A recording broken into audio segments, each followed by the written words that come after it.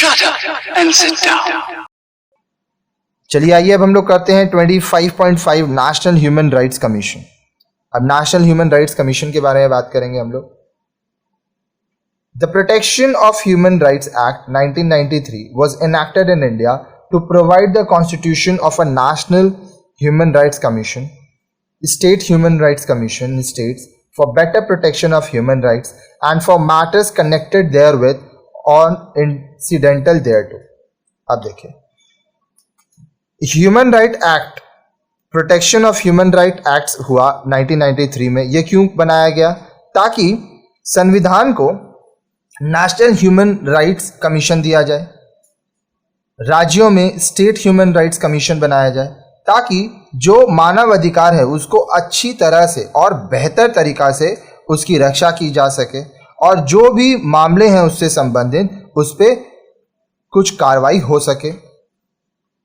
Human rights are defined in section 2(1)(d) of the Act to mean the right relating to life, liberty, equality and dignity of the individual guaranteed by the Constitution or embodied in the international conventions and enforceable by courts in India। अब देखिए, मानव अधिकार की परिभाषा कहाँ दी गई है? Section 2 sub section 1 under D, ये act में, ठीक है। कि इसका मतलब क्या हुआ? आपके पास जीने का अधिकार है, स्वतंत्रता का अधिकार है, समानता का अधिकार है, आपको अपने गौरव, अपने शान की रक्षा करने का अधिकार है हर एक व्यक्ति को, ठीक है। अब इसकी गारंटी कौन दे रहा है? इसका गारंटी दे रहा है संविधान, ठीक है, आपके देश का संविधान, या तो जो अंतर्राष्ट्रीय कॉन्वेंट्स हैं, ठीक है। कॉन्वेंट का मतलब क्या होता है? आइए मैं उसका मतलब आपको बताता हूं। कॉन्वेंट्स का मतलब होता है मठ, ठीक है। और आपका जो देश का कानून है, ठीक है, जो आपका देश का कोर्ट है, वो आपके अधिकार को लागू करेगा कि हर एक व्यक्ति को क्या अधिकार मिलना चाहिए और उसकी रक्षा करेगा। The functions of the commissions are enumerated in section 12, which include a wide area to enable the commission not only to inquire into the violation or negligence in prevention of violation of human right, but also to promote the human rights culture and perform any function necessary for the promotion of human rights। अब देखिए, जो commission का काम है, ठीक है, जो कार्य है, ये सेक्शन 12 में दिया हुआ है, जिसमें बहुत बड़ा क्षेत्र है इसका, ठीक है। जो नेशनल ह्यूमन राइट्स कमीशन है, उनको सिर्फ इस बात का ध्यान नहीं देना होता है कि कौन कौन जगह पर किस किस तरह से मानव अधिकार का उल्लंघन हो रहा है या उसकी अनदेखी की जा रही है। उनको जो ह्यूमन राइट जो कल्चर है उसको भी लोगों तक पहुंचाना है, इस लोगों को जागरूक करना है और ये भी ध्यान रखना है कि ह्यूमन राइट्स जो है, मानव अधिकार, इसका विस्तार होता रहे, विकास होता रहे। Ever since its constitution in 1993, the National Human Rights Commission has been discharging a role complementary to that of the Supreme Court of India by performing those tasks which by their very nature the NHRC can perform better। Example, monitoring any situation or functioning of an institution। अब देखिए, NHRC क्या हुआ? यही NHRC, national human rights commission, ठीक है। जब से संविधान में 1993 में NHRC national human rights commission को बनाया गया, ठीक है, उनको काम दिया गया, तो ये क्या सुप्रीम कोर्ट ऑफ इंडिया के साथ काम करते हैं, के लिए, मतलब जो भी ये काम करते हैं वो सुप्रीम कोर्ट ऑफ इंडिया के लिए कॉम्प्लीमेंट्री होता है, ठीक है। अब कुछ कुछ काम है जो कि ये डायरेक्टली अच्छा कर पाते हैं, जैसे जो संस्थाएं काम कर रही हैं उनकी अवस्था क्या है, वो किस तरह से काम कर रही हैं, इस चीज पर निगरानी रखना। The dependence between these institution has considerably improved the mechanism for the protection of human rights in the country, which is primarily a state responsibility। अब ये जो संस्थाएं हैं, ठीक है, इनके ऊपर जो हम लोग निर्भर हैं, ये बहुत ही ज़्यादा अच्छा होता गया, ये बढ़ता गया हमारे अधिकारों की रक्षा के हेतु, ठीक है, हमारे देश में जो हमारा अधिकार है उसको बचाने के लिए, जो कि राज्य की काम होता है, राज्य का उत्तरदायित्व होता है, रिस्पॉन्सिबिलिटी होता है। The interpretation of the fundamental rights, particularly Article 14, right to equality, and Article 21, right to life, by the Supreme Court has considerably enlarged the meaning and scope of human rights in India. अब देखिए, मौलिक अधिकार के बारे में जब हम लोग बात कर रहे हैं, ठीक है, जो कि अनुच्छेद 14 में है, आर्टिकल राइट टू इक्वालिटी, बराबरी का जो आपका अधिकार है, सब एक समान है।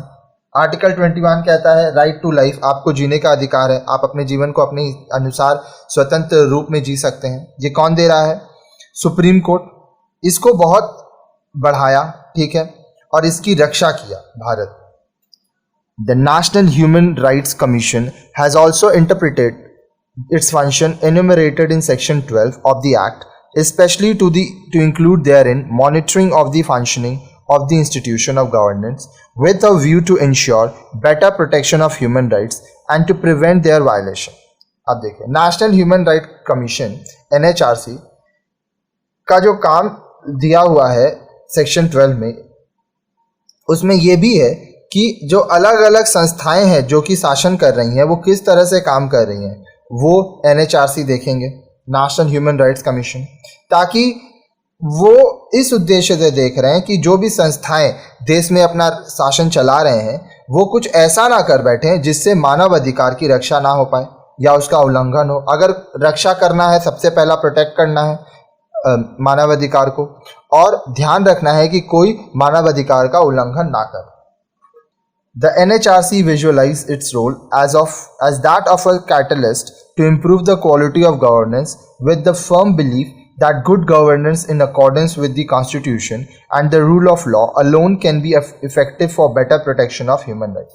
अब NHRC national human rights commission जो है वह इस बात को मानती है कि अगर जो लोग सरकार चला रहे हैं, जो लोग शासन चला रहे हैं, वो अगर अच्छे से काम करें, ठीक है, अच्छा सरकार हो, लोगों की भलाई हो और संविधान के अनुसार अगर काम हो, कानून को माना जाए, तो मानव अधिकार को अच्छी तरीका से सुरक्षित किया जा सकता है, उसकी रक्षा की जा सकती है।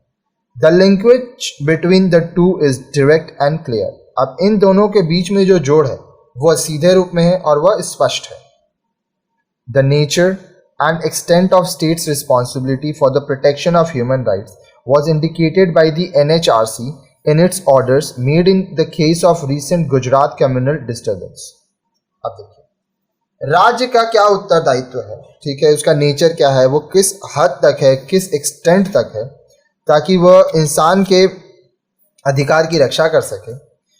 ये देखा गया है NHRC जो अपना ऑर्डर दिए, जो निर्देश दिए, जब गुजरात कम्युनल डिस्टर्बेंस हुआ था, जब गुजरात में सांप्रदायिक हिंसा हुई थी। द कमीशन ऑब्जर्व, अब जो कमीशन थे NHRC national human rights commission, वो क्या देखे, वो क्या महसूस किए? It is the primary and inescapable responsibility of the state to protect the right to life, liberty, equality and dignity of all those who constitute it. अब देखिए, ये राज्य का कार्य है, ठीक है, और ये राज्य जो है वह खुद को इससे अलग नहीं कर सकता कि वह जो इंसान का जीने का अधिकार है, जो स्वतंत्रता का अधिकार है, जो बराबरी का अधिकार है, जो उसके शान को बरकरार रखना, उसके गौरव को बरकरार रखने का अधिकार है, उसको वो रक्षा करे। तो राज्य सरकार, जो भी आपके देश में आपके राज्य में सरकार है, उसको आपको ये सारे अधिकारों को देना होगा और इसकी रक्षा करना होगा। It is also the responsibility of the state to ensure that such rights are not violated either through overacts or through abatement or negligence. अब ये जो राज्य है, जो वहाँ की सरकार है, उसको देखना होगा, उसका उत्तरदायित्व होगा कि वह ध्यान रखे कि ये जो भी अधिकार हैं, इनका उल्लंघन किसी भी प्रकार से ना हो। It is a clear and emerging principle of human rights jurisprudence that the state is responsible not only for the acts of its own agents but also for the acts of non-state players acting within its jurisdiction. अब ये बहुत ही स्पष्ट है, ठीक है, और यह जो सिद्धांत है मानव अधिकार का, ठीक है, यहाँ पे एक वर्ड है ज्यूरिस्प्रूडेंस। ज्यूरिस्प्रूडेंस का मतलब क्या होता है? ज्यूरिस्प्रूडेंस का मतलब होता है न्याय शास्त्र, धर्म शास्त्र, ठीक है। किसी भी राज्य को ये रिस्पॉन्सिबिलिटी है कि वह सिर्फ ये ना देखे कि उसके राज्य के जो लोग हैं वो क्या कर रहे हैं, पर ये भी देखें कि वो लोग जो उसके राज्य के नहीं हैं लेकिन उसी के क्षेत्र में हैं, उनका कार्य कैसा हो रहा है, क्योंकि उनके राज्य, उनके क्षेत्र में जितने लोग हैं सबको लेकर उसको चलना है और सबके ऊपर निगरानी रखना है। The state is in addition responsible for any inaction that may cause or facilitate the violation of human right. अब देखिए, राज्य उत्तरदायी होगा अगर कुछ भी होता है उसके राज्य में जो कि मानव अधिकार का उल्लंघन करती है, चाहे कोई भी कारण हो, राज्य जो है वह उसके लिए उत्तरदायी होगा।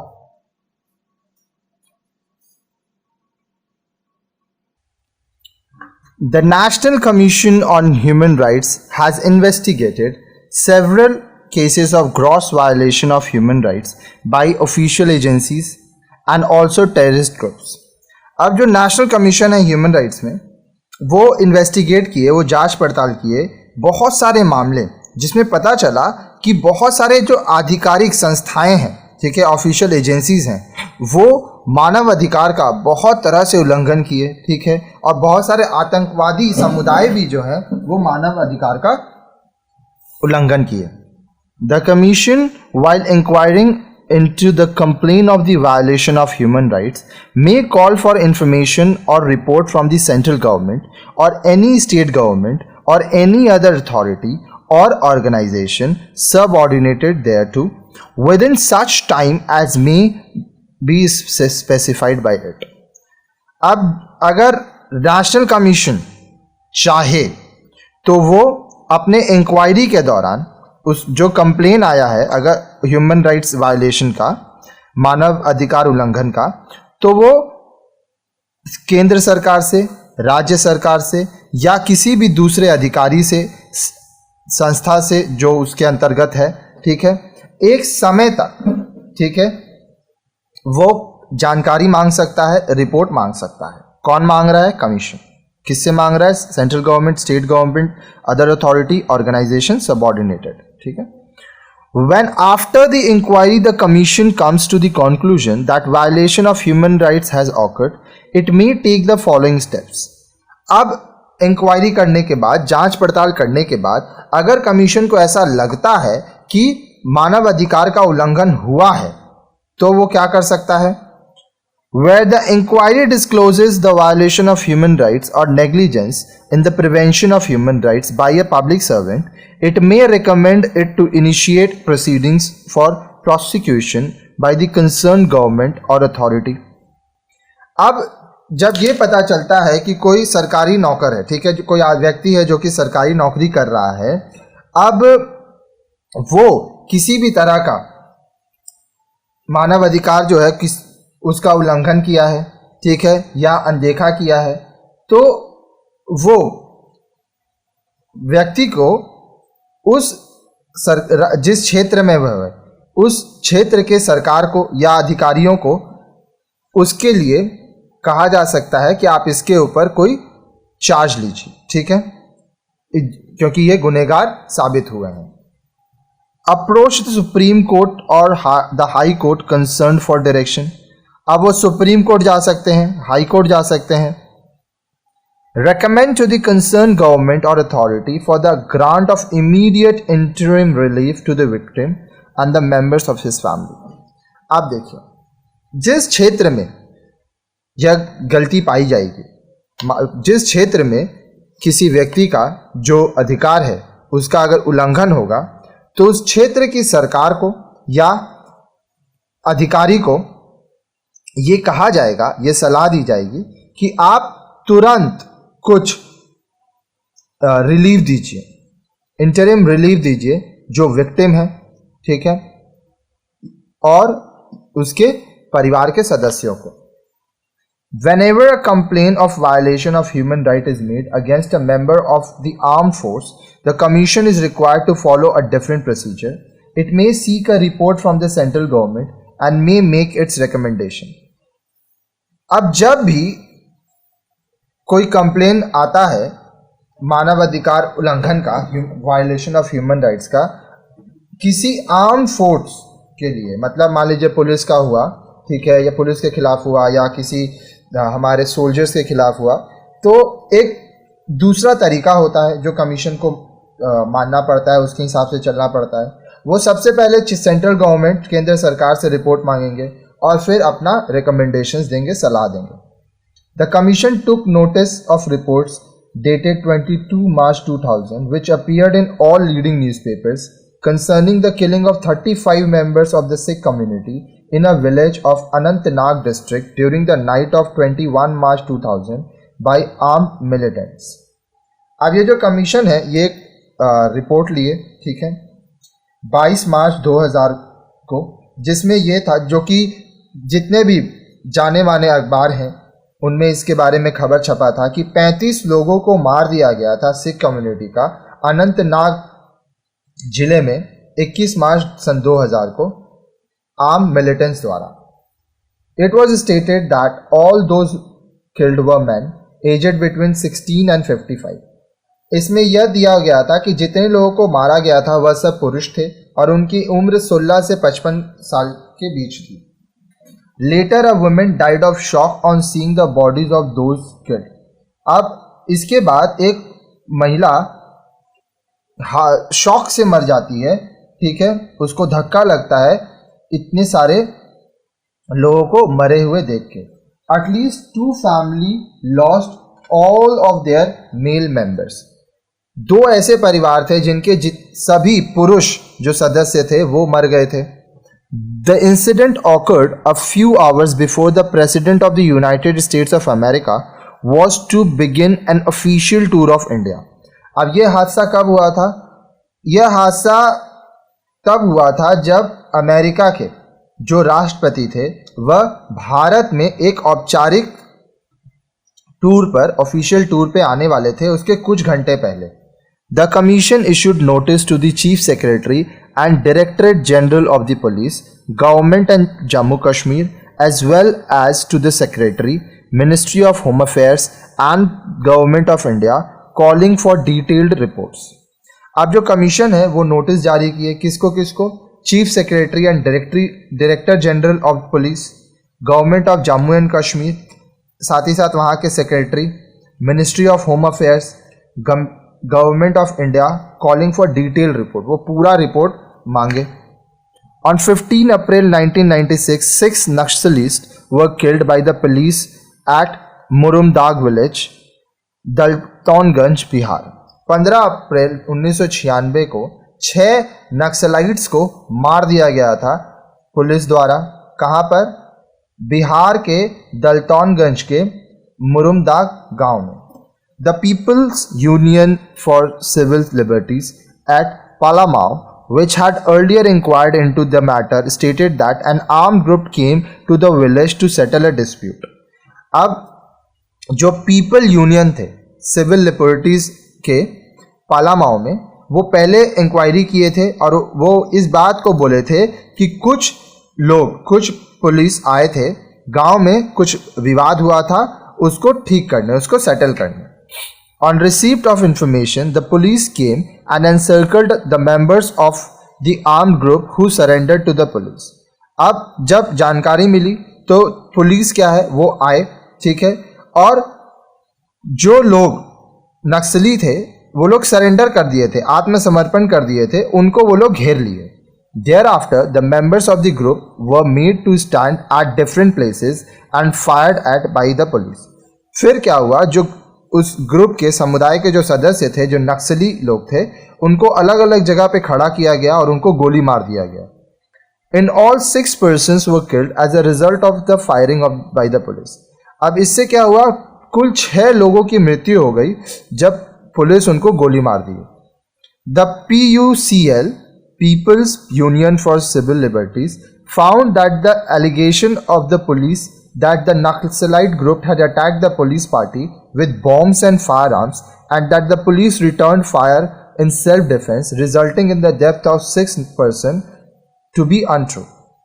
अब जो public union for civil liberties जो थे वो लोग पाए कि पुलिस जो ये दोष लगा रही है, जो ये बात कह रही है कि जो नक्सली थे वो पुलिस के ऊपर बम के साथ, फायर के गोलियों के साथ, बंदूकों के साथ पहले अटैक किए थे। अब पुलिस जो है वो आत्मरक्षा के लिए, सेल्फ डिफेंस के लिए उनके ऊपर गोली चलाए और 6 लोग मर गए। तो ये जो पुलिस का कहना था ये गलत साबित हुआ। The armed group came in plain clothes, but after their post-mortem they were dressed in khakis uniform, which had neither any holes nor bullet marks on them. अब जो आर्म ग्रुप थे, जो पुलिस थे, वो पहले बिना वर्दी के आए थे। फिर जब पोस्टमार्टम की बात हुई तब वो लोग खाकी कपड़ा पहन के आए, पुलिस अपना यूनिफॉर्म पहन के आई, जिसमें कोई भी बुलेट मार्क्स नहीं था, गोलियों का निशान नहीं था, कोई भी छेदा नहीं था। The dead bodies were thrown away, but when there was a protest by the people, 6 bodies were transported in a police van and cremated by police. अब जो डेड बॉडी था, जो मृत शरीर था, उसको ऐसे ही फेंक दिया गया था। लेकिन जब लोग विद्रोह करने लगे तो 6 बॉडीज को, जो 6 लोग मरे थे, उनके शरीर को पुलिस वैन में ले जाया गया और उनको दफना दिया गया। ठीक है, उनका अंतिम संस्कार कर दिया गया। सेरेमेटेड करना मतलब अंतिम संस्कार करना, दाह संस्कार करना। As the police attached to the same police station were involved in the firing resulting in the killing, the commission recommended that the case should be made to an independent investigation agency, namely CID, and to complete the investigation within 4 months. अब ये जो police officers थे वो उसी क्षेत्र के police station के थे जहाँ से पुलिस लोग गए थे, गोली चलाए थे, लोग मरे थे। तो जो कमीशन है वो सलाह दिए कि ये जो केस है इसको एक इंडिपेंडेंट इन्वेस्टिगेशन एजेंसी देखेगी, जैसे CID देखेगी, और उनको 4 महीने के अंदर अपना इन्वेस्टिगेशन रिपोर्ट देना होगा। If the investigation called for launching for prosecution, steps for speedy trial are taken. अगर इन्वेस्टिगेशन के पास ये पता चला कि अब पुलिस गलत किए थे और उनके खिलाफ केस होगा, तो इसके ऊपर जल्दी सुनवाई होगी। The commission express the hope that compensation would be awarded by the state if the case ended in conviction.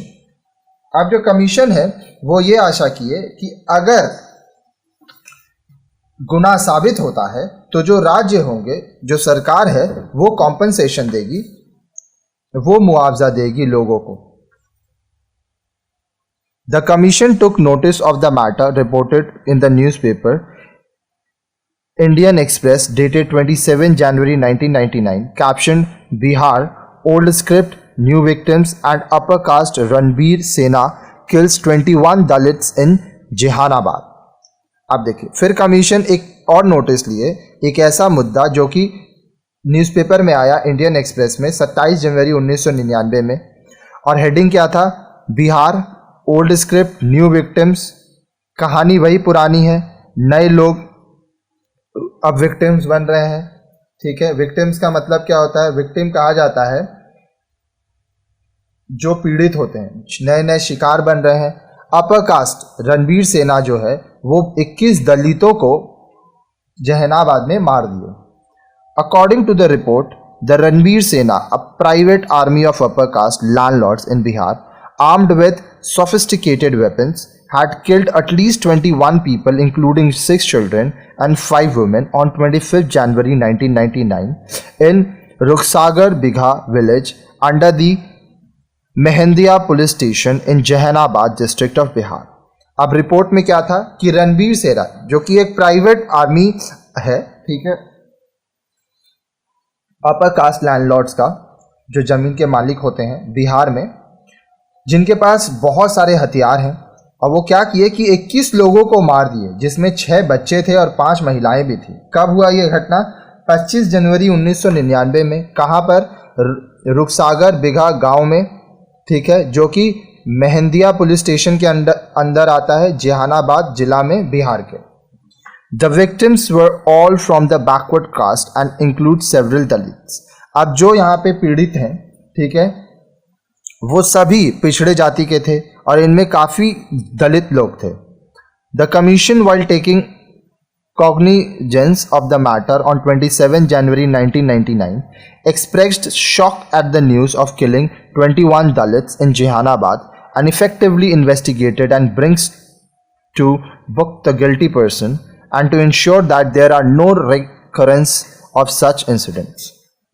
अब जो कमीशन है, जब उनको इस बात के बारे में पता चला 27 जनवरी 1999 में इस इंडियन एक्सप्रेस के न्यूज़पेपर से, तो वो बहुत ही शॉक्ड हो गए कि ये क्या हो गया। 21 लोगों को मार दिया गया जहानाबाद में और वो तुरंत उसके ऊपर जांच पड़ताल कराएं और जो लोग इसके लिए गुनहगार थे उनको सज़ा दी गई और इस बात का भी ख्याल रखा गया कि ये ऐसी घटना वापस से ना हो। It further directed the state government to grant relief and succour to the member of the families of the deceased and to injured victims. इसके साथ ही साथ जो वहाँ की राज्य सरकार थी उनको ये निर्देश दिया गया कि आप मुआवजा दें, जो लोग मरे हैं उनके परिवार वालों का आप मदद करें और जो लोगों को चोट लगा है उनका भी आप ख्याल रखें। National human rights commission neither does render decision by the way court law does nor can its recommendation be enforced like judgment of the courts. अब देखिए, NHRC national human rights commission जो है, ना तो वो एक कोर्ट की तरह जैसे कानून कोर्ट देता है का सज़ा या निर्णय, वैसा ये निर्णय नहीं दे सकते हैं, ना ही ये किसी के ऊपर अपना इनका जो रिकमेंडेशन है वो किसी के ऊपर थोप नहीं सकते हैं, ये बस सलाह दे सकते हैं किसी रिपोर्ट पे, ठीक है। The recommendation of the commission receive wide publicity and have a tremendous impact politically and socially। अब जो रिकमेंडेशन ये कमीशन देते हैं वो उनका बहुत ज़्यादा पब्लिसिटी होता है, बहुत सारे लोगों तक ये बात पहुंचता है और यह चीज़ राजनीति और सामाजिक जो लोग हैं उन पर यह बहुत छाप छोड़ता है। The role played by the commission in campaign against TADA is worth mentioning. अब देखिए, टाडा में जो काम किए थे कमीशन, वो जो कैंपेन चलाए थे वो बहुत ही अच्छा था। It has a temporary legislation which expired on 23 मई 1995, ठीक है। अब इसमें एक टेम्पररी अस्थायी लेजिस्लेशन हुआ जो कि 23 मई 1995 को खत्म हो गया। When Tada lapsed, a substitute legislation by the government was not declared by parliament। जब टाडा खत्म हो गया तब सरकार द्वारा पार्लियामेंट में एक और लेजिस्लेशन नहीं लाया गया।